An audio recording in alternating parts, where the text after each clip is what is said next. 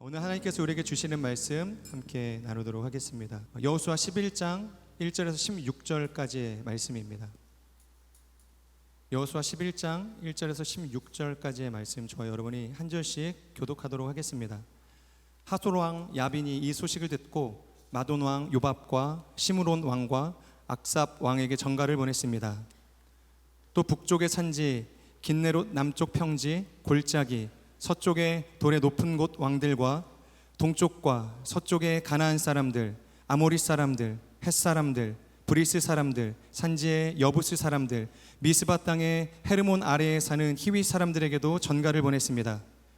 그러자 그들이 모든 군대를 거느리고 나왔는데 그 사람들이 많아서 바닷가의 모래 같았습니다. 말과 전차도 대단히 많았습니다.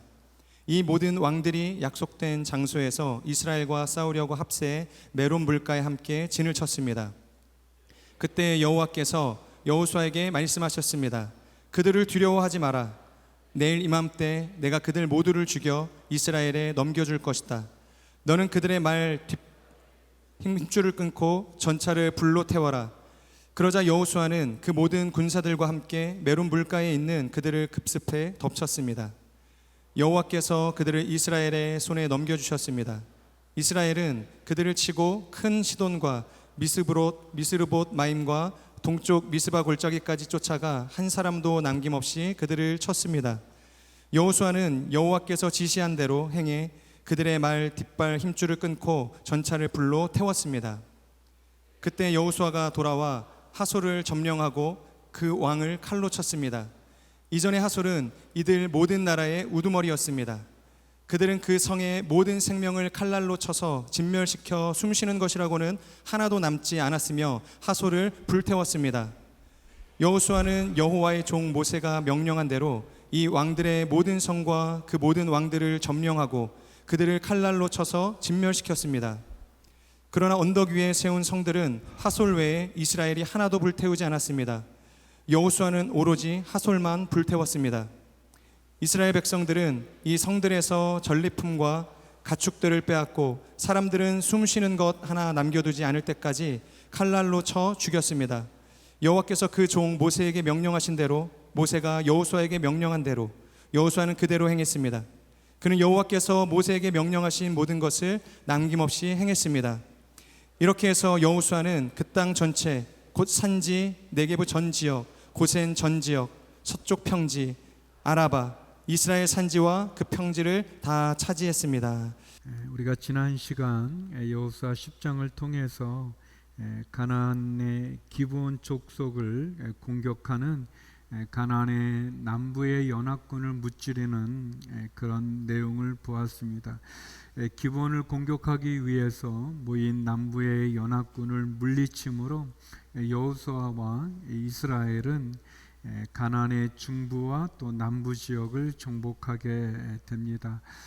그러자 가나안의 북부에 있는 하솔왕 야빈은 그 정복되지 않은 나라들을 소집해서 여호수아와 이스라엘을 대적하게 합니다. 오늘 우리가 교독했던 본문의 말씀은 어떻게 여호수아가 북부와 그리고 나머지의 연합군들을 정복해 가는지를 보여줍니다. 그 비결은 한마디로 순종이라고 말할 수 있습니다. 저는 세 가지를 여러분과 나누고자 하는데요. 먼저 첫 번째는 영적 전쟁은 계속된다는 것입니다. 영적 전쟁은 계속됩니다. 우리 본문 1절에서 5절의 말씀을 같이 한번 읽어보겠습니다. 시작. 하솔왕 야빈이 이 소식을 듣고 마돈 왕 요박과 시몬 왕과 압삭 왕에게 전가를 보냈습니다.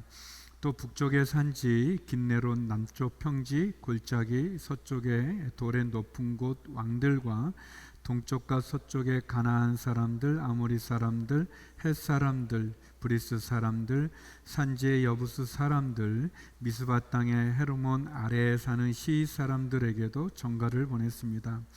그러자 그들이 모든 군대를 거느리고 나왔는데 그 사람들이 많아서 바닷가의 모래 같았습니다. 말과 전차도 대단히 많았습니다. 이 모든 왕들이 약속된 장소에서 이스라엘과 싸우려고 합세 메론 물가에 함께 진을 쳤습니다.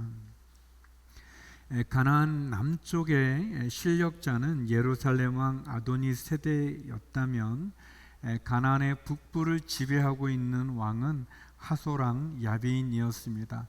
하솔은 모든 나라의 머리라는 그런 뜻을 갖고 있는 것처럼 이 하솔왕 야빈은 북부의 맹주로의 역할을 감당했었습니다.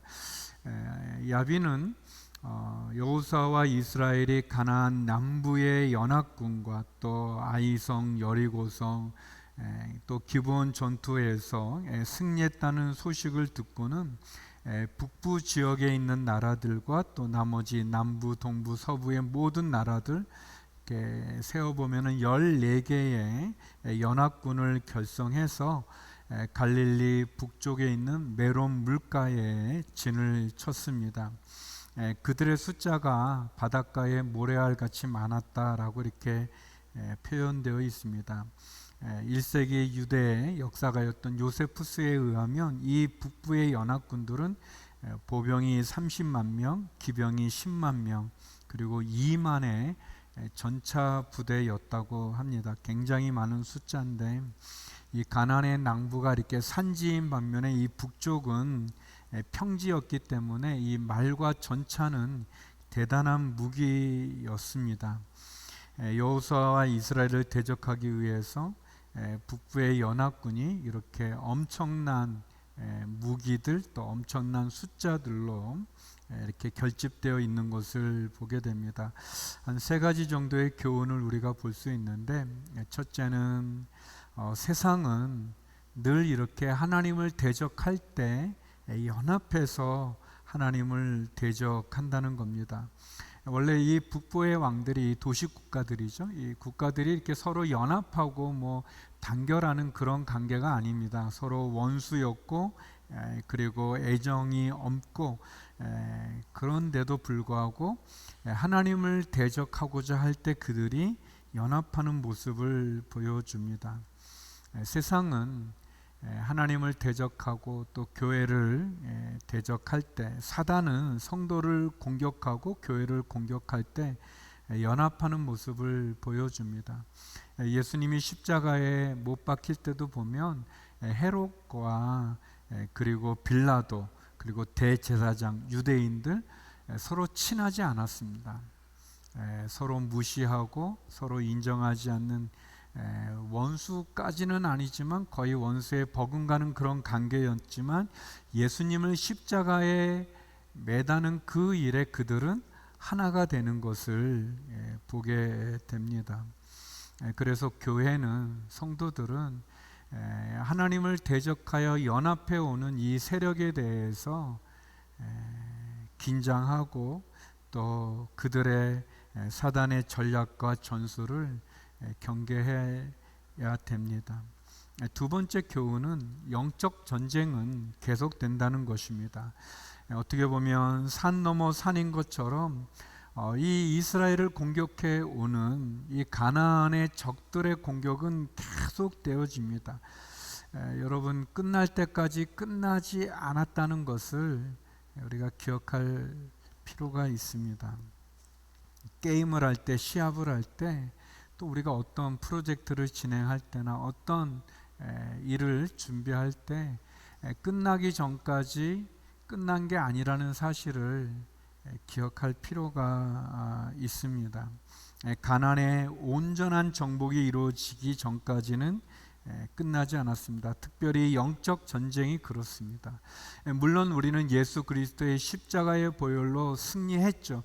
우리는 이미 이긴 싸움을 하는 것입니다. 그렇지만 우리는 이겼지만, 예수님의 십자가는 사단의 권세를 이겼지만, 그러나 끝날 때까지 끝난 것이 아닙니다. 다시 말하면 우리가 주님 품에 안기기 전까지, 천국에 들어가기 전까지 우리의 생명이 있는 한 아직 끝나지 않은 것을, 주님의 재림이 우리 가운데 이루어지지 않은 한 끝나지 않았다는 것을 알 필요가 있습니다. 영적 전쟁은 계속되어집니다. 여러분, 가난하면 어려움이 없을 거, 유혹이 없고 시험이 없을 것 같지만 그렇지 않습니다. 가난하면 가난한 대로, 또 부유하면 부유한 대로, 건강하면 건강한 대로, 아프면 아픈 대로 끊임없이 사단의 공격은 지속됩니다. 천국에 가기 전까지 영적 전쟁은 끝나지 않았습니다. 여러분, 유혹도 그렇고 죄도 그렇습니다. 결코 그렇지 않습니다. 예전에 제가 전도사였다가 목사 안수 받을 때 이 전도사와 목사는 너무 다르니까 좀 제가 뭐 변하는 줄 알았어요. 그런데 대전에 이렇게 자그마한 교회에서 저희가 이렇게 안수를 받았는데 달라질 줄 알았어요. 그런데 안수를 받고 이제 내려와서 저희 가족들하고 사진을 찍으려고 그러는데 교회가 작고 사람은 많다 보니까 그 사진을 찍으면 중간에 막 왔다 갔다 짜증이 막 올라오는, 한 시간도 아니죠. 뭐 한 30분, 40분 전에 안수를 받았는데 짜증은 그대로 있는. 제가 선교사로 갔습니다. 선교사, 영적 전쟁의 최전방에서 복음을 전하는, 이제 북경에 내렸는데 검사를 너무 심하게 하는 거예요. 짜증이 올라오는. 여러분, 영적 전쟁은 끝이 없습니다. 유혹도 마찬가지예요. 유혹도. 내가 나이가 많아서 그렇지 않습니다. 내가 금식을 했어? 그렇지 않습니다. 여러분, 사단이 예수님 언제 시험합니까? 40일 금식 끝났을 때 시험하는 겁니다. 누구도 자신할 수 없어요. 영적 전쟁은 계속되어집니다. 그러나 세 번째 교훈이 있다면 하나님 역전의 드라마를 연출합니다. 여호수아의 가나안 정복은 길갈이라는 데를 베이스로 해가지고 이 먼저 중부죠. 여리고와 아이성 그 중부를 하고, 그리고 이 기브온을 공격해는 남쪽의 연합군들을 쌓아서 남쪽을 정복합니다. 그리고 이제 북쪽의 연합군들이 다 모인 거예요. 이 북쪽의 하소랑 야빈의 영향력이 너무 컸기 때문에 이스라엘에 의해서 여호수아에서 정복되지 않은 그런 나라들이 다 모였습니다. 굉장히 두렵죠. 사실 어렵죠. 연합군으로 오기 때문에 버겁죠. 그러나 하나님 역전의 드라마를 쓰는 분입니다. 이 연합군을 이겼기 때문에, 연합군을 무찌르기 때문에 어떤 점에서 본다면 한 번에 전체를 죽일 수 있는, 정복할 수 있는 그런 역전의 모습이 있는 거죠. 힘들지만, 어렵지만, 마찬가지로 우리를 향한 사단의 끊임없는 영적 전쟁은 우리를 살아있게 합니다. 깨어나게 합니다. 긴장하게 합니다. 더불어서 적들이 연합하여 우리를 공격해 오는 어려움이 있지만, 그러나 우리가 믿음으로 그것을 이길 때 하나님의 놀라운 역전의 은혜를 경험할 수 있다는 것입니다. 성도 여러분, 영적 전쟁이 계속된다는 것 기억하시고 긴장을 풀지 마십시오. 지난주에 나눴던 거죠. 영적 긴장을 풀지 않는 게 중요하죠. 두 번째, 오늘 본문은 하나님의 말씀을 무기로 삼으라고 우리들에게 권면합니다. 하나님의 말씀을 무기로 삼으십시오. 우리 6절에서 7절 말씀 같이 한번 읽어보겠습니다. 시작. 그때 여호와께서 여호수아에게 말씀하셨습니다. 그들을 두려워하지 마라. 내일 이맘때 내가 그들 모두를 죽여 이스라엘에 넘겨줄 것이다. 너는 그들의 말 뒷발의 심줄을 끊고 전차를 불로 태워라. 그러자 여호수아는 그 모든 군사들과 함께 메론 물가에 있는 그들을 급속히 덮쳤습니다. 북부 연합군의 그 소식들, 그들의 군사 전차의 수, 무기, 엄청난 그것에 여호수아와 이스라엘 백성들에게는 충분히 두려움의 소식이고 절망적인 상황이 될 수 있었습니다. 그리고 계속 이어지는 전투 속에 계속 더 강한 적들을 만나야 되는 상황에 불평과 좌절, 원망, 또 불만의 이유가 될 수 있었습니다. 그러나 여호수아는 분명히 그 적들을 본 것이 아니라 하나님의 말씀을 붙잡았습니다. 여호수아는 전차와 마병을 의지하는 것이 아니라 하나님의 약속의 말씀을 붙잡았습니다. 의지했습니다. 여호수아는 길갈에서 이 적들을 기다리지 않았습니다. 도리어 메론 물가에 머물고 있는 적들을 기습해 덮쳤습니다. 왜? 그는 하나님의 말씀을 무기로 삼았고 하나님의 말씀을 붙잡았기 때문에 그렇습니다. 무수히 많은 모래와 같이 많은 적들의 수에 집중한 것이 아니라 하나님에게 집중했습니다. 그리고 하나님 말씀대로 그는 말의 뒷발에 심줄을 끊었고 전차를 불러 태웠습니다. 그리고 북쪽 동쪽 끝까지 쫓아가 한 사람도 남김없이 쳤다고 하는 것을 우리가 오늘 본문에서 읽었습니다. 여러분, 네 가지를 나누고 싶습니다. 제가 오랜만에 우리 요셉 공동체에 설교를 하는데 이렇게 반응이 없다면 너무 낙심될 수 있는 거지만 제가 여러분의 반응을 주목하지 않고 하나님을 주목하면서 말씀을 전합니다. 그렇지만 인간인지라 네 가지를 나누는데 너무너무 물론 이제 제가 어제 장로 수련회가 있어서 말씀은 좀 오늘 준비했지만 그런 안타까움이 있지만 네 가지 너무너무 좋은 내용들입니다. 여러분, 아멘으로 반응을 보여주기를 부탁드립니다. 그러나 아무튼 저는 하나님을 주목해요. 그러면서도 이제 여러분의 반응을 좀 느끼려고 이 하나님의 말씀을 무기로 삼는 이 부분, 여러분, 첫째, 위기가 올 때, 어려움이 올 때 하나님의 말씀을 무기로 삼기를 바랍니다. 훌륭해요.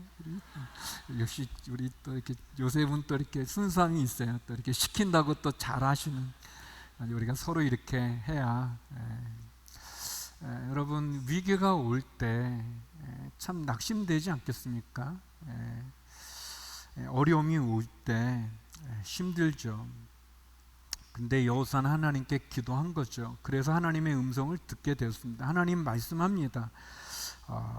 그들을 두려워하지 마라. 세 가지를 얘기하는데, 그들을 두려워하지 마라. 두 번째, 내일 이맘때 내가 그들을 너희에게 넘겨주리라. 세 번째, 말 뒷발에 심줄을 끊고 전차를 불러 태워라. 여러분, 여호수아는 하나님에게 주목했고 하나님의 말씀을 무기로 삼았습니다. 적들의 숫자를 파악하거나 그 연합군이 어떤 무기를 갖고 있는가에 집중한 것이 아니라 하나님 말씀, 하나님 약속에 더 집중했습니다. 하나님의 말씀, 하나님의 약속, 하나님의 뜻을 무기로 삼았기 때문에, 그리고 순종했기 때문에 그는 이 북부의 엄청난 연합군을 이길 수 있었습니다. 여러분, 우리에게도 위기가 오고 어려움이 오고, 그리고 이 연합군을 형성한 것처럼 엄청난 공격을 받을 때 우리가 할 수 있는 것은 하나님의 말씀, 하나님의 뜻, 하나님을 붙잡는 것, 그것이 중요합니다. 우리에게 필요한 것은 이런 여호수아가 보여주는 이런 믿음, 이런 태도입니다. 여러분, 위기가 오셨다면, 여러분이 그런 상황에 처했다면 하나님을 바라보고 하나님의 말씀, 하나님의 약속을 붙잡을 수 있기를 소망합니다. 두 번째는 잘하는 것에 집중하고 약한 것을 피하십시오. 이 북부 연합군의 전투, 지금까지 우리가 요단강을 건너 길갈에 정착했던 이스라엘 여호수아에게 하나님은 전투 때마다 개입하셨습니다. 물론 이 북부 연합군의 전투에서도 개입하지만 구체적으로 하나님 전략을 주었어요. 어떻게 해라. 여리고는 너희가 매일 한 바퀴씩 돌고 마지막 일곱 바퀴를 돌고 함성을 질러라, 그렇게 얘기했습니다. 아이성 전투에서는 매복을 하라고 얘기했었습니다. 기본 전투에서는 하나님 해와 달이 멈춰지는 기적을 보여주셨습니다. 그런데 이 가장 큰 전투인 이 메롬 전투, 이 북부 연합군의 전투에서는 하나님 어떤 전술도 전략도 어떤 기적도 보여주지 않으셨어요. 약속하지 않으셨어요.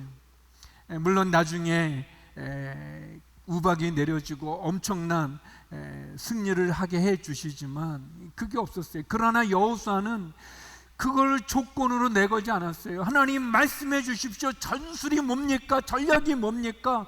이번에 보여줄 기적은 무엇입니까? 그렇게 먼저 요구하지 않았어요. 여호수아는 그동안의 전투를 통해 알았어요. 그들이 가진 강점이 무엇인지, 적들이 무엇이 약한지를 알았어요. 그래서 자기가 가지고 있는 그 장점, 그것은 기습이죠. 기습하는 거. 자신들의 장점인 기습 공격을 통해서 이 적들이 전열을 가다듬기 전에 그들이 준비하기 전에 먼저 그들을 공격했습니다. 저는 이것이 굉장히 좋았어요. 왜냐하면 여러분, 다윗이 골리앗을 싸우러 나갈 때 사울 왕이 갑옷을 주지 않습니까? 무기를 주지 않습니까? 여러분, 왕의 갑옷, 왕의 무기니까 제일 좋은 것 아니겠어요? 그런데 사울 왕이 키가 큰 사람입니다. 그리고 다윗은 청소년 정도 되는 나이였기 때문에 이게 안 맞는 거예요. 굉장히 좋지만 안 맞는 거예요. 익숙하지 않은 거예요. 그래서 다윗이 그것을 거절하고 자기가 양을 칠 때 늑대나 또 곰과 사자와 싸울 때 썼던 물맷돌을 준비합니다. 자기가 잘하는 거 하는 거죠. 제가 잘하는 건 반응이 없을 때 점점처럼 얘기하는 거예요. 우리 이재웅 위임 목사님은 이런 얘기 안 하세요. 제가 거의 30년 가까이 만났지만 한 번도 설교 중에 반응 없다고, 왜 반응이 없습니까? 그렇게 말하지 않아요. 목사님은 내용으로 반응이 이렇게 하죠. 저는 안 돼요, 그게. 그러면 이렇게 말하는 거예요. 부탁하는 거죠. 장점, 자기가 가지고 있는 거, 자기에게 맞지 않은 옷, 그게 아니라 말이죠. 세 번째는 기다리지 말고 믿음으로 전진하십시오. 그새 잊어버리셨나 봐요. 이렇게 다시 기다리지 말고 믿음으로 전진하십시오. 저는 진짜 여호수아에 대해서 우리가 나누지만 너무 귀한 분이세요. 여러분, 길갈에서 기다리지 않았어요. 기다리지 않았습니다. 기브온, 그들이 속여서 언약 맺은 거 아니에요? 그러나 하나님의 이름으로 맺은 언약대로 기다리지 않고 밤새 추격해갔는데, 남부 연합군이 이렇게 빨리 올 줄 몰랐어요. 아까도 잠깐 언급한 것처럼 어글레 북부의 연합군이 이렇게 모이는 그런 나라들이 아닙니다. 그래서 그들이 메론 물가에 모래와 같이 많은 숫자가 모였지만 사실 정리해야 되는 거예요. 정비해야 되는 거예요. 이렇게 모인 적이 없었기 때문에 그럴 때 여호수아 믿음으로 전진해서 기습한 거예요. 그들이 채 전열을 갖추기도 전에, 정비가 되어지기도 전에 한 겁니다. 여호수아가 두려워하지도 않고 원망하지도 않고 걱정하지도 않고 낭비하지 않았습니다. 시간을 낭비하지 않고 밤을 새워 진격했습니다. 제가 예를 든 게, 여러분, 사과 나무 아래서 사과 떨어지기를 기다리지 말고 올라가 사과를 따야 되는 거죠. 하나님의 말씀 믿음으로 하는 거예요. 제가 자주 얘기했지만 결혼하려면 만나야죠. 만나려면 가야죠. 말해야죠. 말했다가 거절이, 언제 결혼합니까? 그래서 괜찮아요. 이렇게 얘기해야죠. 사랑하는 마음이 있으면 고백하고, 아니다 그러면 아닌가 보다 하고 다시 기도하고. 여러분, 우리는 너무너무 상황이 다 되어지면 하려는 게 너무 많아요. 그런데 세상 일도 그렇고 하나님의 일도 대서하는 게 어디 있습니까? 대서하는 게 어디 있어요? 여러분, 여호수아가 우리에게 보여주는 교훈입니다. 도전하고 내가 해야 될 일이 주어졌다면 기다리지 말고 믿음으로 전진하는 거, 실천하는 거, 움직이는 거, 싸우는 거, 그게 필요합니다. 기적들이 대부분 다 그래요, 여러분. 가만히 있는데 기적이 일어나지 않습니다. 하나님께 부르짖고 구하고 찾고 두드리는 게 필요합니다. 무엇보다 네 번째, 말과 병거보다 하나님을 의지하십시오. 하나님을 의지하십시오. 하나님이 여호수아에게 말했어요. 내가 너희에게 승리를 줄 것이다. 그러면 너희는 말 뒷발의 심줄을 끊고 전차를 불태워라 그랬어요. 왜 이런 지시를 내렸을까? 두 가지인데, 하나는 가나안 민족은, 이 북쪽의 가나안 민족은 말을 우상으로 섬겼어요. 이 남부의 연합군들이 해와 달을 우상으로 섬긴 것처럼 이 말을 그랬습니다. 둘째, 하나님의 능력보다 말의 힘, 병거의 힘을 의지하는 것 경계했습니다. 우상 숭배를 하나님 경계했고요. 여러분, 이 적들을 물리치면 이 말 얼마나 큰 재산입니까? 얼마나 좋은 전리품입니까? 이 전차 얼마나 큰 무기입니까? 근데 하나님 그것을 의지하지 말라는 겁니다. 말을 의지하지 말고 전차를 의지하지 말라는 겁니다. 그래서 다 불태워버리고 쓰지 못하게 하라는 것입니다. 이 열왕기상 9장 15절에 보면 솔로몬이, 해석에 약간 다른 의견도 있지만, 그러나 솔로몬 왕이 이 북부에 이 하솔, 이 묵깃도, 예루살렘 근처에 있는 게솔에 이 큰 성들을 져요. 그런데 이 성경학자들이 추측하는 거는 그냥 지은 게 아니라 마국간을 진 걸로 봅니다. 말들을 모았더니, 하나님 말들과 전차를 의지하지 말라고 그랬는데, 솔로몬이 그 많은 재산과 많은 부를 통해 많은 말들과 전차들, 무기들을 확보하려는 그런 모습을 보여주고 있어요. 우리가 뭘 의지해야 됩니까? 하나님을 의지해야죠. 내가 가지고 있는 무기가 아니라 하나님, 말과 병거보다 하나님을 의지하는 게 필요합니다. 우리 시편 20편 7절에 이런 말씀이 있습니다. 우리 같이 한번 읽어볼까요? 시작. 어떤 이는 전차를 의지하고 어떤 이는 말을 믿으나 우리는 여호와 우리 하나님의 이름을 믿노라. 우리 사랑하는 우리 청년 여러분, 성도 여러분, 우리가 세상을 의지하지 말고, 나를 의지하지 말고 하나님을 의지할 수 있기를 원합니다. 그런 점에서 세 번째, 유혹을 거부하고 말씀대로 순종하십시오. 유혹을 거부하고 말씀대로 순종하십시오. 우리 12절 15절인데요, 우리 같이 한번 읽어볼까요? 시작. 여호수아는 여호와의 종 모세가 명령한 대로 이 왕들의 모든 성과 그 모든 왕들을 점령하고 그들을 칼날로 쳐서 진멸시켰습니다. 15절. 여호와께서 그 종 모세에게 명령하신 대로, 모세가 여호수아에게 명령한 대로 여호수아는 그대로 했습니다. 그는 여호와께서 모세에게 명령하신 모든 것을 남김없이 행했습니다.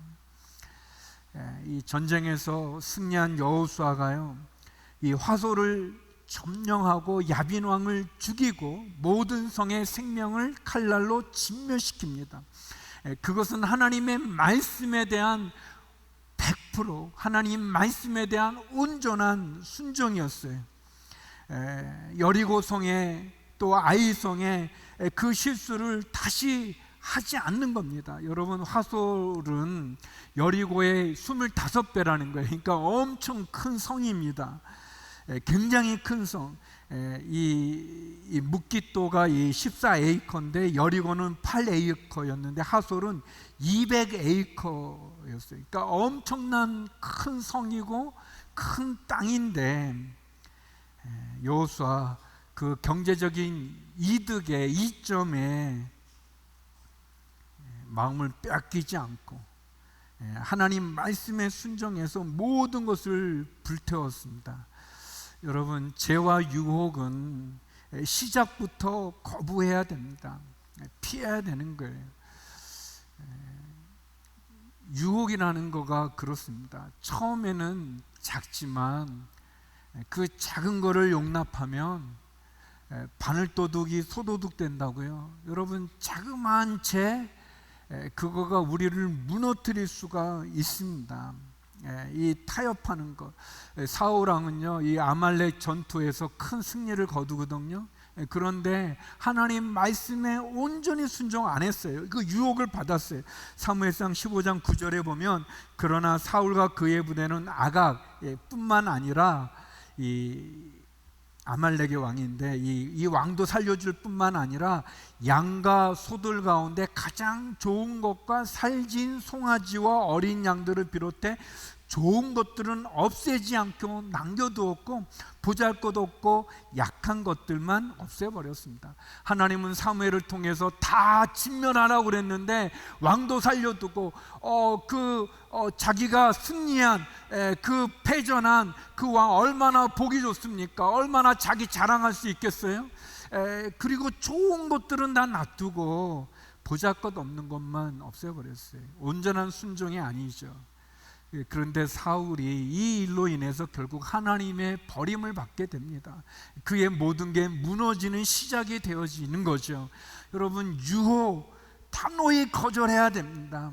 죄 피해야 됩니다. 죄로 하여금 기회를 주면 안 돼요. 사단에게 기회를 주면 안 됩니다. 여러분, 타협해서는 안 됩니다. 죄와 타협이라는 건 없어요. 유혹의 타협은 있지 않아요. 뭐 이런 말하지, 이 정도는 괜찮아, 뭐 다른 사람들에 비하면 이 정도는 뭐 아무것도 아니야. 아닙니다. 여러분, 이 세상에 괜찮은 죄라는 건 없습니다. 아무것도 아닌 유혹 없습니다. 저만 심각한 것 같은데, 그러나 여러분, 혹시 지금 우리들 가운데 죄와 버타여 있는 분 있으면 심각하게 한번 받아들일 필요가 있어요. 여러분, 조그만 죄, 이 정도는 그런 죄 없습니다. 나는 이 유혹은 괜찮은 게 없습니다. 누구도 예외가 없습니다. 그러면 어떻게 그 죄와 유혹을 이겨낼 수 있을까요? 그거는 하나님에 대한 온전한 순종입니다. 온전한 순종. 여러분, 하나님의 사람들은 하나님의 말씀에 순종했어요. 하나님을 아프게 해드리지 않았습니다. 죄에게 기회를 주지 않았습니다. 출애굽기 40장에 보면 이 성막에 대한 이야기가 나오는데 8번, 그 한 장에 8번이나 모세가 하나님 말씀에 순종했다, 그대로 순종했다, 그런 것이 반복해서 나옵니다. 출애굽기 40장 16절에 보면 예를 들면 이런 겁니다. 모세는 여호와께서 그에게 명령하신 모든 것대로, 말씀하신 것대로 모든 것을 행했습니다 그랬습니다. 여러분, 온전한 순종이 기적을 일으키는 겁니다. 기적이 어떻게 일어났는가? 순종을 통해 일어나는 것입니다. 진짜 중요한 것은 하나님의 말씀에 순종하는 거죠. 성도의 축복은 말씀에 순종하는 데 있어요. 우리의 특권이, 우리의 축복이 어디에 있는가? 하나님에게 순종하는 데 있어요. 우리가 선택해야 될 때 무엇을 선택하냐? 우리를 도울 수 없는 이 세상, 우리를 공격하고 넘어뜨리려고 하는 적들에 순종하는 게 아니라 하나님 말씀에 순종하는 게 필요하죠.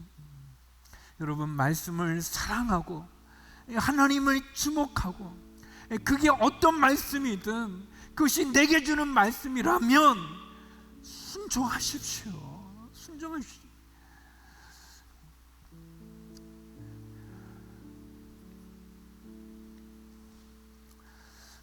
우리가 믿음이 있다고 말하면서도 그냥 기웃기웃 거리지 마십시오.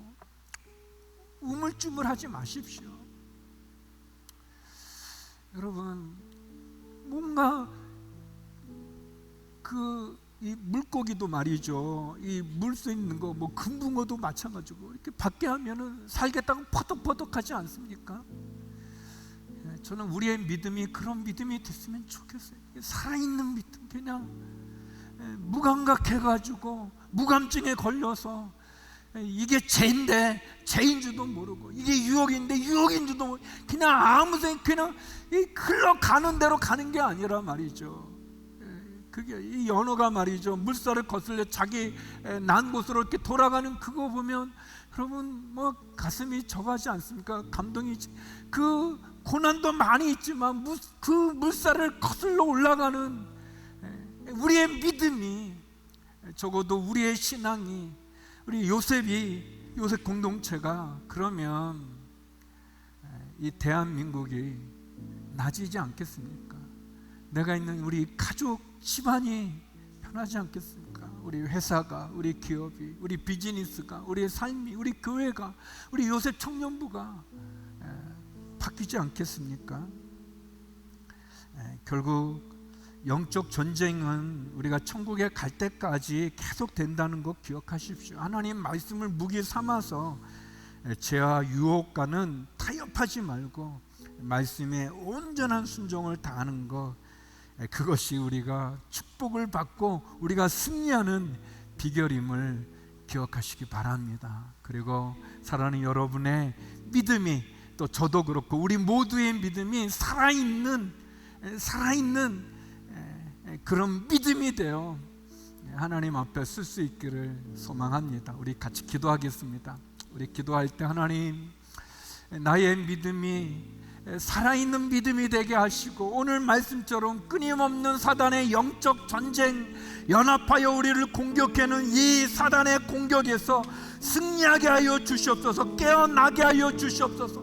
하나님에게 주목하고 적들의 모래와 같이 많은 숫자와 무기에 두려워하는 것이 아니라 하나님, 승리케 하시는 하나님에게 주목하고, 그리고 죄의 유혹을 단호하게 거절하고 타협하지 않고 말씀의 온전한 순종으로 승리하는 저희가 되게 하여 주시옵소서. 우리 주여 한번 외치며 기도하며 나가겠습니다. 주여!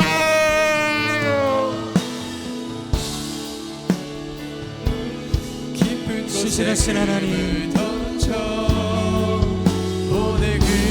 순종의 제사보다 낫고 하나님의 말씀이, 그 말씀을 들음이 우양의 기름보다 낫다고 말씀하십니다. 오늘 우리를 부르시는 모든 삶의 자리에서 다시 한번 순종의 믿음으로 나아가는 인생들 다 될 수 있도록 하나님 인도하여 주시옵소서. 내가 보기에 좋아 보이는 것들을 선택하지 않게 하여 주시고, 하나님의 말씀인지 아닌지 그것이 나의 인생의 유일한 선택의 기준, 결정의 기준이 되어질 수 있도록 하나님 인도하여 주시옵소서. 어떤 순간 속에서도 하나님 타협하지 않게 하여 주시옵소서. 어떠한 순간 속에서도 하나님 나에게 허락하시는 그 거룩의 기준을 하나님 벗어나지 않을 수 있도록 하나님 인도하여 주시옵소서. 하나님과 같이 되고자 했던 우리 안에 있는 모든 악하고 더러운 욕망들을 십자가 앞에 내어버리게 하여 주시고, 우리의 모든 죄를 소멸하시는 성령의 문 앞에 나아가 하나님 다시 한번 하나님을 기쁘시게 하는, 하나님을 영광스럽게 예배하는 하나님의 공동체가 될 수 있도록 우리의 삶을 붙드시고 인도하여 주시옵소서. 내 안에 많은 연약함이 있습니다. 내 안에 하나님 앞에 순종하지 못하게 하는 인생에 많은 굴곡들이 있습니다. 하나님, 나를 두렵게 하고 넘어지게 만드는 하나님 큰 성 바벨탑과 같은 것들이 있습니다. 이 시간 다시 한번 주님을 붙들고 주님의 말씀을 신뢰함으로 나아가 하나님 그 성벽을 무너뜨리게 하여 주시옵소서. 말씀으로 능히 하나님 여리고 성벽을 무너뜨리는 우리의 삶이 되게 하여 주시고, 사단의 견고한 진을 무너뜨리는 성령의 충만함을 덧입고 나아가는 우리의 삶이 될 수 있도록 오 신실하신 하나님 인도하여 주시옵소서. 오늘도 오라 말씀하시는 주님의 그 부르심 앞에 하나님 믿음으로 그 깊은 곳으로 나아가게 하여 주시옵소서. 믿음의 깊은 곳을 향하여서 순종의 고백으로 나아가게 하여 주시옵소서. 아멘. 우리 함께 찬양합시다. 금을 던져 오늘 그가 놀라운 일을 이루시는 것 보라. 주의 말씀 의지하여 믿음으로 금을 던져 믿는 자에게 능치 못함 없네. 주의 말씀 의지하여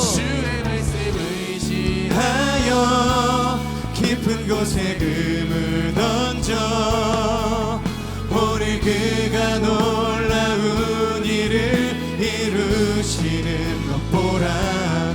주의 말씀 의지하여 믿음으로 금을 던져 믿는 자에게 능치 못함 없네. 우리 한 번 더 기도하겠습니다. 하나님, 세상의 수많은 길 가운데에서, 하나님의 선택의 기로 가운데서 우리가 칼과 마병을 의지하지 않게 하여 주시옵소서.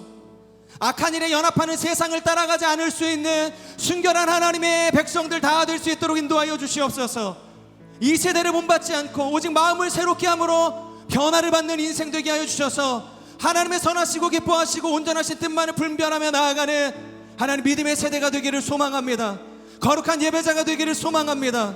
의를 위하여, 선을 위하여, 복음을 위하여 거룩을 지키며 구별된 자로서 세상 가운데 승리하게 하여 주시옵소서.